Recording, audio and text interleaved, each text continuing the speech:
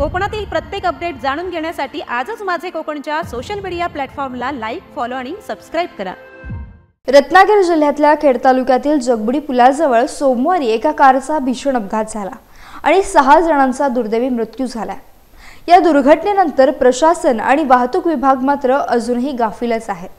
हा भाग भरणे ते वेरळ रेल्वे स्टेशन दरम्यानचा आजही अतिशय धोकादायक बनलाय। 4 पदरी रस्ता तयार झाला असला तरी सर्व्हिस रोडचा अभाव, योग्य वाहतूक नियंत्रण नसणं आणि वाहतूक पोलिसांच्या उपस्थितीत वाहतूक नियमांचं उल्लंघन हे सर्व या अपघातांचं प्रमुख कारण बनत आहे। दापोलीकडून येणारी वाहने सर्रासपणे उलट्या दिशेने मार्गक्रमण करतात।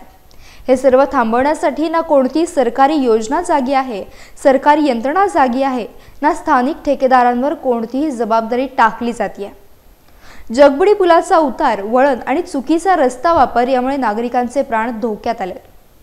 स्थानिक नागरिकांनी आता आवाज उठवायला सुरुवात केली आहे। पावसाळा अगदी काहीच दिवसांवर आलाय। चौपदरीकरण सुरू असलेल्या महामार्गावरील वाहतुकीसमोरील आव्हाने वाढणार आहेत आणि अशातच ही परिस्थिती अधिक गंभीर होऊ शकते।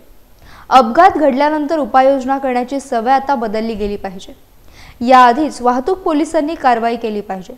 चुकीच्या बाजूने जाणाऱ्या वाहन चालकांवर कडक कारवाई झाली पाहिजे। याच ठिकाणी आरटीओ अधिकाऱ्यांची गाडी उभी असल्याचं दिसत असताना देखील ही वाहने चुकीच्या पद्धतीने मार्गक्रमण केली जातात आणि अधिकाऱ्यांकडून कारवाई होत नाही। ही देखील परिस्थिती दिसून येत आहे।